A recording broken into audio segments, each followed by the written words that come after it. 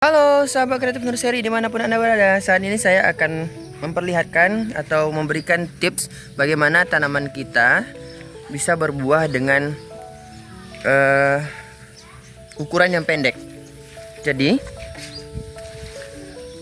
sebelum itu, bagi sahabat semua yang sering mengikuti channel saya, langsung aja ditekan tombol subscribe-nya agar nanti tidak ketinggalan informasi mengenai tanaman yang bisa kita modifikasi atau kita lakukan perawatan dengan yang lebih maksimal. Baik sahabat semua, sebelum kita ingin tanaman kita itu bisa berbuah dengan ukuran yang relatif lebih rendah, seperti contoh halnya kates ini, kita tidak perlu melakukan yang ada beberapa video juga yang membuat belahan di sini, di batang ini dibelah atau dirundukkan.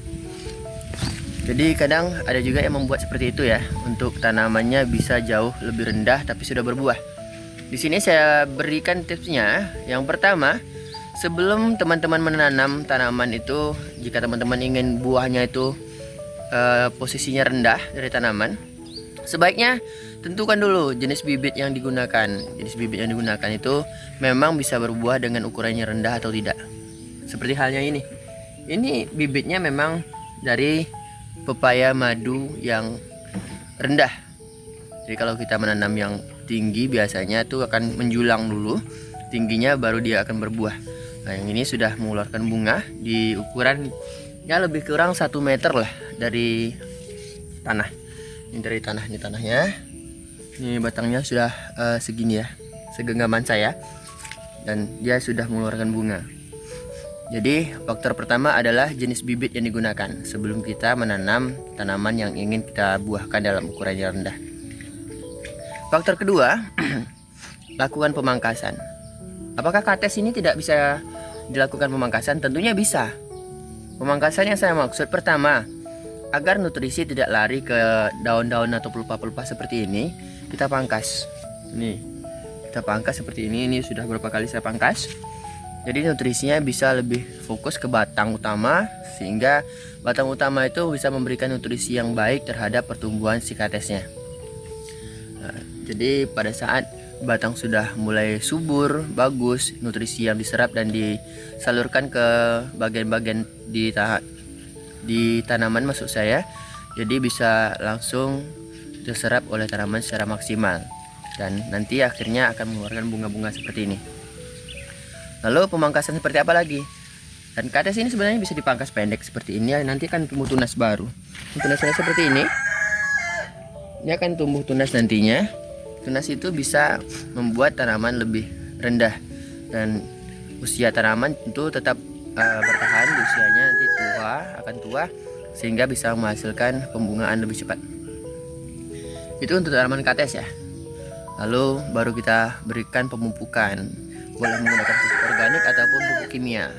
Yang di sini saya juga menggunakan pupuk kimia sekali, tapi lebih banyak menggunakan pupuk organik dari limbah rumah tangga, seperti air lindi dan juga POC yang dibuat secara organik.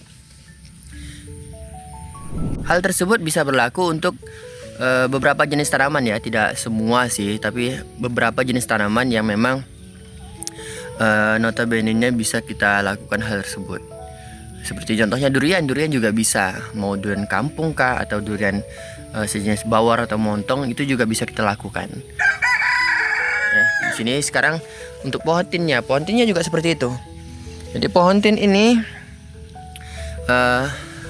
awalnya berasal dari cangkokan yang saya buat, dan cangkokannya tersebut kita lakukan pemangkasan seperti pemangkasan daun seperti ini, sehingga itu tadi yang saya katakan, nutrisi yang diserap oleh batang pohon, akar pohonnya disalurkan ke batang dan disalurkan ke bagian-bagian pohon yang lain, sehingga jika sudah terpenuhi di bagian daun untuk proses fotosintesis, mereka akan bisa mengeluarkan buah seperti ini.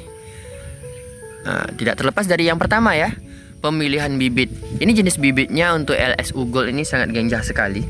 Jadi hal tersebut bisa lebih maksimal untuk pertumbuhannya. Jadi lebih rendah dan cepat berbuah. Itu yang tadi saya katakan, pemilihan bibit yang lebih penting tahap awalnya. Oke sahabat semua, mungkin untuk sharing-sharing kali ini saya memberikan info terkait tanaman yang bisa berbuah dengan ukuran yang lebih rendah. Untuk beberapa jenis tanaman yang ada di sini saya contohkan kates yang biasanya lebih menjulang, kita pilih bibit yang memang berbuah lebih rendah.